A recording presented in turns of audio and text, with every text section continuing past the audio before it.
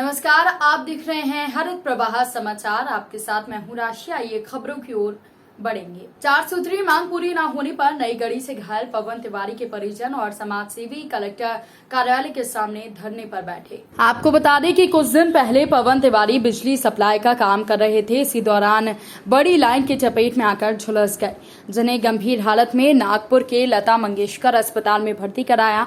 इनका एक हाथ को डॉक्टर्स के द्वारा काटा गया था। इस पर बिजली विभाग के अधिकारी और रीवा कलेक्टर को पहले ज्ञापन सौंपा गया था।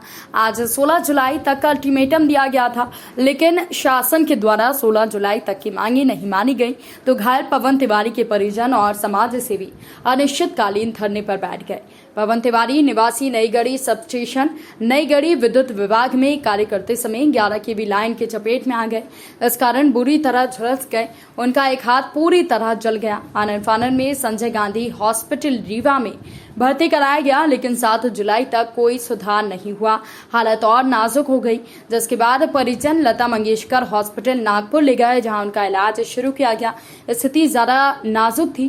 पूरी मेडिकल रिपोर्ट देखने के बाद डॉक्टर्स ने निर्णय लिया कि जान बचाने के लिए हाथ काटना पड़ेगा, अतः पूरा हाथ काटकर जिंदगी बचा ली गई। पवन की आर्थिक स्थिति बहुत दयनीय है। बुजुर्ग माता पिता हैं, बहनों और पूरे परिवार में कमाने वाला एकमात्र सदस्य वो था जो कि ठेके में नौकरी करता था। इसे मुश्किल से 8 से 9 हजार रुपए महीने मिलते थे। उसी का पूरे परिवार का भरण पोषण होता था, लेकिन अब पवन कोई कार्य करने लायक नहीं बचा। हमने पूर्व में आदरणीय कलेक्टर साहब, मुख्यमंत्री महोदय और कमिश्नर साहब को ज्ञापन दिया था।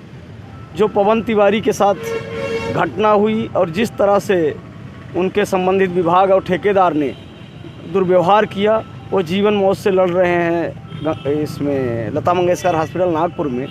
हमने 4 सूत्री मांगे का ज्ञापन दिया था और आज तक का टाइम दिया था दोपहर तक। हम लोगों की मांगों पे आज तक ध्यान नहीं दिया गया।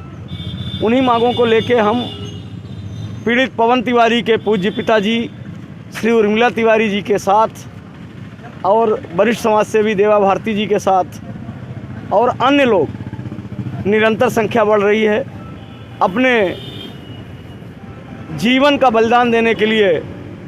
जब तक न्याय पवन तिवारी और पवन तिवारी जैसे युवाओं को नहीं मिलता, तब तक अन्न का त्याग करके कलेक्ट्रेट के सामने आमरण अनशन पे बैठेंगे। नई गढ़ी थाना के उमरिया गाँव का होनहार विवेक तिवारी, जो आज जीएमएच में सैया पर पड़ा हुआ है, प्रशासनिक लापरवाही और भ्रष्टाचार की पराकाष्ठा के कारण उसका जीवन संकट में है। उसके छोटे छोटे बच्चे तड़प रहे हैं, जिनमें लोगों के कान में जू नहीं लग रहा है और आज तक उन लोगों के ऊपर FIR नहीं हुई, जिनके कारण वो इस स्थिति पे पहुंचा है।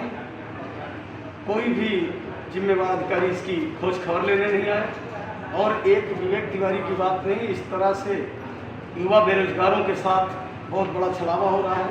ठेकेदार शोषण कर रहे हैं और किसी तरह का लेबर लॉ MPEB में क्यों नहीं लागू है, ये बहुत बड़े दुर्भाग्य का विषय है। जबकि हर जगह ढोल पीटा जा रहा है कि श्रम कानून लागू हैं। क्या विवेक तिवारी जैसे जो युवा यहाँ चले जा रहे हैं, इनको मिनिमम वेज क्यों नहीं दिया जा रहा था? इनका पेमेंट अकाउंट में क्यों नहीं डाला जा रहा था, जबकि इनके पास ज्वाइनिंग लेटर है? और मेरी प्रशासन से मांग है कि जब इन्होंने शटडाउन का परमिट लिया था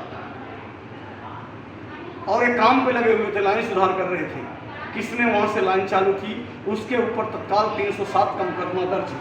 और कल हम सभी इनके परिजनों के साथ नई गढ़ी थाने में FIR दर्ज कराएंगे और अगर किसी तरह से इनको न्याय नहीं मिलता, तत्काल इनके दवाई की समुचित व्यवस्था नहीं की जाती, इनका हाथ कटने की नौबत में है, पूरे शरीर में सेप्टिक फैल रहा है और इनको जिस तरह से यहाँ मरने के लिए छोड़ दिया गया है, बर्दाश्त के बाहर है।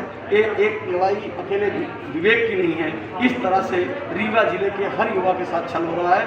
इनकी लड़ाई पूरे रीवा के युवा और शिक्षित लोग मिलकर लड़ेंगे और जिस स्तर पे जाके लड़ना पड़ेगा, उस स्तर पे जाके हम सब लड़ेंगे। जय हिंद। इस बुलेटिन में फिलहाल के लिए इतना ही। अपडेट्स के लिए आप बने रहिए हरित प्रवाह समाचार के साथ। नमस्कार।